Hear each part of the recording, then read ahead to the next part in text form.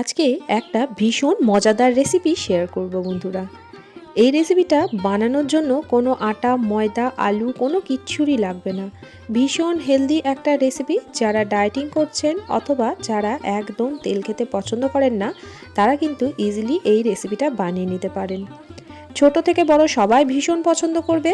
সন্ধ্যাবেলায় চায়ের সাথে অথবা সকালে ব্রেকফাস্টে, বাচ্চাদের টিফিনে অথবা অফিসের লাঞ্চ বক্সে খুব সুন্দরভাবে কিন্তু এটা আপনারা বানিয়ে দিতে পারেন।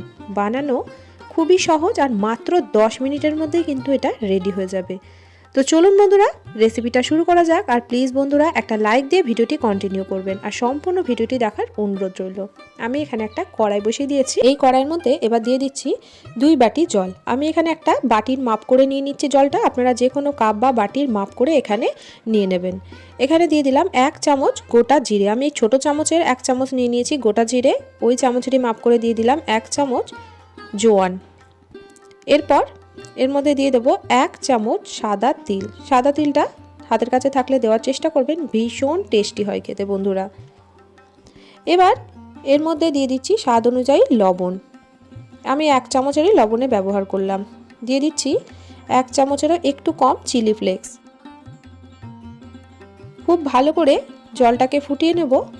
তো এবার দেখুন জলটা ফুটতে লেগে গেছে। এই সময় দিয়ে দিলাম খুব সামান্য 1/2 চামচ মতো তেল। 1/2 চামচেরও কম আপনারা তেলটা দিতে পারেন অথবা তেলটা নাও দিতে পারেন, তবে তেলটা দিলে এই রেসিপিটা ভীষণ ভালো হয়। তো এবার যে বাটির মাপ করে আমরা জল নিয়েছিলাম সেই বাটির মাপ করে 1 বাটি দিয়ে দিচ্ছি সুজি। এখানে মাপটা খেয়াল রাখবেন, যতটা সুজি নেবেন তার ডবল এখানে জল দিতে হবে। আমি এখানে 1 বাটি সুজি নিয়েছি, তো তার জন্য আমি এখানে 2 বাটি জল দিয়েছি।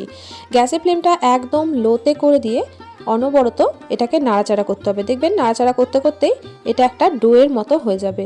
যেহেতু সুজি খুব তাড়াতাড়ি কিন্তু জলটা অ্যাবজর্ব করে নেবে, তো তার জন্যই অবশ্যই করে জলের মাপটা ঠিকঠাক রাখবেন, তাহলেই দেখবেন ডোটা খুব সুন্দরভাবে তৈরি হয়ে যাবে। ডোটা যখন দেখবেন কড়াই ছেড়ে দিচ্ছে, তখন বুঝতে পারবেন যে এই ডোটা আমাদের একদম রেডি হয়ে গেছে বন্ধুরা। ভীষণ ইউনিক একটা রেসিপি। প্লিজ বন্ধুরা কেউ স্কিপ করবেন না, সম্পূর্ণ ভিডিওটি দেখুন, তাহলে কিন্তু আপনারা খুব সহজেই এই রেসিপিটি বানিয়ে নিতে পারবেন। তো দেখুন এখন কড়াই ছেড়ে দিচ্ছে ডোটা, মানে আমাদের ডোটা কিন্তু একদম রেডি হয়ে গেছে। গ্যাসের ফ্লেমটা আমি বন্ধ করে দিলাম। তো এই কড়াইয়ের মধ্যে কিছুক্ষণ এটাকে ঢাকা দিয়ে রেখে দেবো। আর এদিকে দেখুন আমি একটা ছোট বাটির 1 বাটি ছোলার ডাল 2 ঘন্টা আগে ভিজিয়ে রেখেছিলাম। তো ডালটা খুব ভালোভাবে ভিজে গেছে। আর এরকমভাবে একটা স্ট্রেনারের মধ্যে ডালের সম্পূর্ণ জলটা আমি ঝরিয়ে নিয়েছি। আর এখানে নিয়েছি একটা চপার। তো এরকম চপার খুব সহজেই কিন্তু বাজারে কিনতে পাওয়া যায়। তো আপনাদের কাছে চপার না থাকলে আপনারা মিক্সির ছোটো কোটোটা ব্যবহার করতে পারেন, তবে চেষ্টা করবেন এরকম চপার দিয়ে এই রেসিপিটা বানানোর। আমি এর মধ্যে দিয়ে দিলাম কিছুটা কাঁচা লঙ্কা, আদা আর রসুন। তো কাঁচা লঙ্কা, আদা আর রসুনটা এই চপারের মধ্যে দিয়ে খুব ভালোভাবে আমি চপ করে নিলাম। তো দেখুন একদম কিন্তু ফাইন হয়নি, একটু কিন্তু গোটা গোটা আছে। এরকমভাবেই প্রথমে এটাকে চপ করে নিতে হবে। এরপর এই জল ঝরানো ছোলার ডালটা এর মধ্যে দিয়ে দিচ্ছি। একটুও কিন্তু জল দেওয়া যাবে না বন্ধুরা, কোনো রকম জলের ব্যবহার এই ডালটার মধ্যে কিন্তু করা যাবে না। তো এভাবে একটু সময় নিয়ে এই চপারের মধ্যে দিয়ে এই ডালটা দেখবেন একদম টুকরো টুকরো হয়ে গেছে। ডালটা কিন্তু একদম ফাইন পেস্ট হবে না, একটু দানা দানা থাকবে, আবার কিছুটা ডাল একদম পেস্টও হয়ে যাবে। তো এই রকমই কিন্তু আমাদের ডালটা প্রয়োজন। তো আপনারা মিক্সির মধ্যে যদি এটাকে পেস্ট করেন তো পালস মোডে এটা করতে পারেন। তো দেখুন এদিকে আমরা যে সুজির ডোটা রেডি করে রেখেছিলাম সেই সুজির ডোটাও আমি একটা পাত্রের মধ্যে নিয়ে নিয়েছি। সুজির ডোটা কিন্তু এখন একদমই ঠান্ডা হয়ে যায়নি, হালকা একটু গরম আছে। এই গরম থাকা অবস্থায় এই সুজির ডোটাকে ভালো করে মেখে নিতে হবে। খুব ভালো করে সুজির ডোটাকে মেখে নিয়ে তারপর এটাকে আমাদের এক সাইডে রেস্টে রেখে দেবো। তো বন্ধুরা এভাবে সুজির ডোটাকে যদি খুব ভালোভাবে মেখে নেন তো তাহলে কিন্তু এই রেসিপিটা ভীষণ টেস্টি তৈরি হয় বন্ধুরা, আর একদম নরম তুলতুলে তৈরি হবে বন্ধুরা। তো এবার এটা মাখা হয়ে গেছে, এক সাইডে আমি রেখে দেবো। আর দেখুন এখানে ডালটা আমরা একটা পাত্রের মধ্যে নিয়ে নিয়েছি। এবার ডালের মধ্যে দিয়ে দিচ্ছি খুব সামান্য একটু লবণ। এখানে স্বাদ অনুযায়ী লবণটা আপনারা ব্যবহার করে নেবেন। এরপর দিয়ে দেবো কিছু গুঁড়ো মশলা। 1 চামচ দিয়ে দিলাম জিরে গুঁড়ো আর 1 চামচ দিয়ে দিলাম ধনে গুঁড়ো। এরপর দিয়ে দিচ্ছি আমচুর পাউডার। আমচুর পাউডারটা ভীষণ ভালো একটা টেস্ট আসে। তো আমি এখানে 1 চামচ আমচুর পাউডার দিয়ে দিলাম আর খুব সামান্য একটু হলুদ গুঁড়ো দিয়ে দিলাম। আপনারা আমচুর পাউডারের পরিবর্তে এখানে চাট মশলাও দিতে পারেন। ভীষণ ভালো লাগবে খেতে। তো সব উপকরণগুলো ভালোভাবে এই ডালের মধ্যে মিশিয়ে দিচ্ছি। কোনো রকমের কিন্তু এখানে জল ব্যবহার করবেন না বন্ধুরা, তাহলে কিন্তু এই রেসিপিটা তৈরি করতে খুব অসুবিধা হবে। আমি কিন্তু একটুও জলের ব্যবহার করিনি।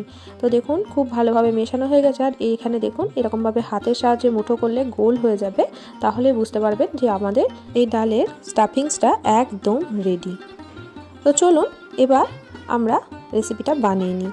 তো আমি ওই সুজির যে ডোটা আমরা রেডি করে রেখেছিলাম ওর মধ্যে থেকে একটা লেচি কেটে নিয়েছি, আর ওই লেচিটা থেকেই এরকম একটা রুটির মতো বেলে নিচ্ছি। এখানে গোল করার কোনো প্রয়োজন নেই, যেরকম খুশি সেরকম আপনারা বেলে নিতে পারেন। তো খুব একটা পাতলাও করবেন না, আবার একদম মোটাও করবেন না। আর এখানে দেখুন একটা গ্লাস নিয়ে নিয়েছি, এই গ্লাসের সাহায্যে এভাবে একটু আমি গোল গোল করে কেটে নিচ্ছি। আপনারা গ্লাস বা বাটি বা কুকি কাটার যে কোনো কিছু দিয়ে কেটে নিতে পারেন।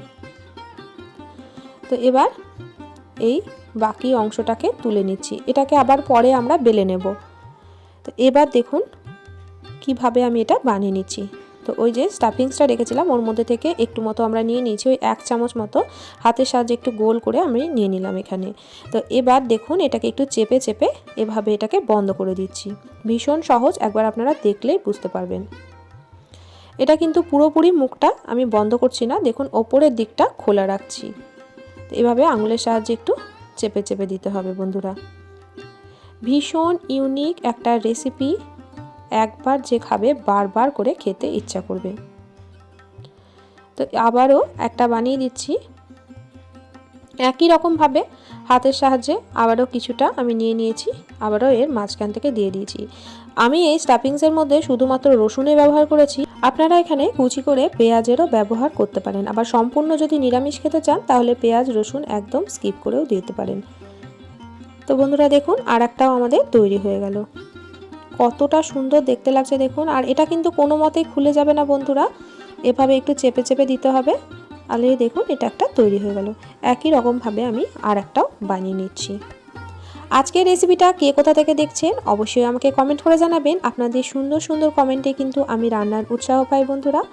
আমার চ্যানেলে নতুন বন্ধু হয়ে থাকলে আমার চ্যানেলটিকে সাবস্ক্রাইব করে পাশে থাকার অনুরোধ রইল। পাশে থাকা বেল বাটনটিকে প্রেস করে অল নোটিফিকেশনটা অন করে রাখবেন, যাতে নিত্য নতুন কোনো রেসিপি দিলে সবার আগে আপনাদের কাছে নোটিফিকেশন পৌঁছে যায়। তো আর একটাও আমাদের তৈরি হয়ে গেল। তো আমি আবারও আপনাদেরকে দেখিয়ে দিচ্ছি দেখুন। আর এর ঘনত্বটা দেখুন ঠিক এরকম থাকবে, খুব বেশি কিন্তু মোটাও না, আবার একদম কিন্তু পাতলাও না।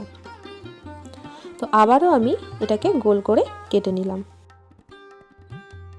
তো এভাবে অনেকগুলোই আমার তৈরি হয়েছিল, মাত্র 1 বাটি সুজি দিয়ে কিন্তু বন্ধুরা অনেকগুলোই আমার এই নাস্তাগুলো তৈরি হয়েছিল।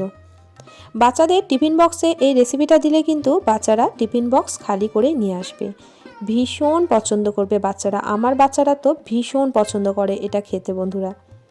তো দেখুন আবারও একটা বানিয়ে নিলাম। এভাবে আমি সবগুলোই বানিয়ে নিয়ে তারপরে ফিরে আসছি। তো বন্ধুরা দেখুন আমার কতগুলো তৈরি হয়ে গেছে, এখানে কিন্তু অনেকগুলো তৈরি হয়েছে।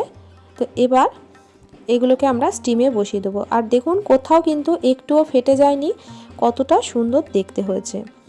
এখানে একটা ছিদ্রযুক্ত থালা আমি নিয়ে নিয়েছি, এই থালার মধ্যে খুব হালকা করে একটু তেল ব্রাশ করে নিয়েছি। তেল ব্রাশ করে দিলে এগুলো কিন্তু খুব সহজেই উঠে যাবে। আর এখানে একসঙ্গে সবগুলো দিয়ে দেবো না, একটু ছাড়া ছাড়া করে, মানে একটু ফাঁক ফাঁক করে এটাকে দিতে হবে, একটার গায়ে একটা যেন লেগে না থাকে, কারণ এটা স্টিম করার পর একটু কিন্তু ফুলে যাবে। তো দেখুন আমি এখানে দিয়ে দিলাম 6টা, আর বাকিগুলো আমি পরে আবারও স্টিম করে নেবো। তো একই সঙ্গে সবগুলো স্টিম না করে 2-3 বারে আমি এটাকে স্টিম করে নেবো। আগে থেকেই কড়াইয়ে জল গরম হতে দিয়েছিলাম, আর জলটা দেখুন ফুটে গেছে। তো এখন এটাকে আমি দিয়ে দিলাম এই ফুটন্ত জলের ওপরে। তো এবার স্টিমে বসিয়ে দিলাম। তো এবার ঢাকা দিয়ে এটাকে একদম মিডিয়াম ফ্লেমে রেখে 6 থেকে 7 মিনিট মতো স্টিম করে নেব। তো দেখুন বন্ধুরা প্রায় 7 মিনিট পরে আমি ঢাকনাটা খুলে দিলাম, আর খুব সুন্দরভাবে কিন্তু এগুলো স্টিম হয়ে গেছে। এখন কিন্তু ভীষণ গরম আছে।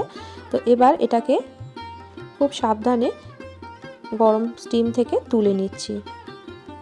তো একদম গরম গরম অবস্থায় এটাকে তুলতে যাবেন না, একটু ঠান্ডা হয়ে যাওয়ার পর এটাকে তুলে নিতে হবে। তো আমি এখন একটু ঠান্ডাতে রেখে দিলাম। তো একটু দেখুন বন্ধুরা ঠান্ডা হয়ে গেছে। তো এখন দেখুন খুব সহজেই এগুলো উঠে যাচ্ছে, কোনো রকম কিন্তু পাত্রের গায়ে এটা লেগে যাচ্ছে না। তো খুব সুন্দরভাবে উঠে গেছে। এগুলোকে আমি একটা প্লেটের মধ্যে তুলে দিচ্ছি। আর দেখুন কতটা লোভনীয় হয়েছে দেখতে। তো একই রকমভাবে আবারও আমি একটু তেল এর মধ্যে বুলিয়ে দিলাম। তো বাকিগুলো এর মধ্যে আমি স্টিম করতে বসিয়ে দিচ্ছি। তো আমি এটাকে 3 বারে স্টিম করে নিয়েছি, একসঙ্গে সবগুলো যেহেতু আটেনি, তো আমি 3 ব্যাচে এটাকে স্টিম করে নিয়েছি। তো এইগুলোকেও আমি সম্পূর্ণটা স্টিম করে নিয়ে তারপর ফিরে আসছি বন্ধুরা। তো দেখুন বন্ধুরা, এখানে আমার সবগুলো স্টিম করা হয়ে গেছে।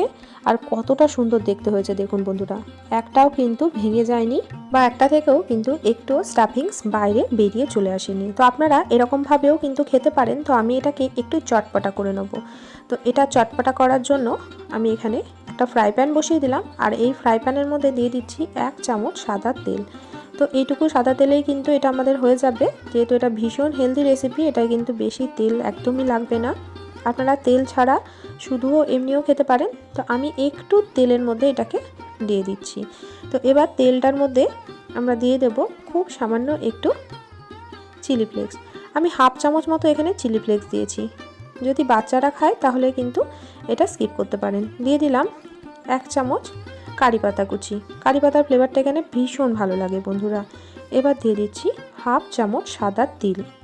তিলটা দিলে একটু মুচমুচে হয় খেতে। এরপর দিয়ে দিচ্ছি 1/2 চামচ কালো সর্ষে। আর সব শেষে কালারের জন্য দিয়ে দিচ্ছি 1/2 চামচ কাশ্মীরি লঙ্কার গুঁড়ো।